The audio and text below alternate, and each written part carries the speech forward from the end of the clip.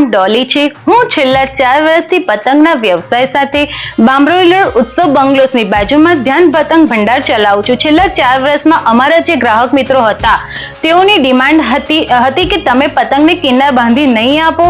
ગ્રાહકની આ જરૂરિયાત અને માંગને ધ્યાનમાં રાખીને મેં પતંગોને કિન્ના બાંધવાનું શરૂ કર્યું હતું અને બજાર ભાવે જ પતંગ વેચું છું। અત્યાર સુધી 5000 પતંગોને કિન્ના બંધાઈ ગયા છે અને જે ગ્રાહકોનું બુકિંગ છે તે ગ્રાહકોને કિન્ના બાંધવાની કામગીરી ચાલુ છે।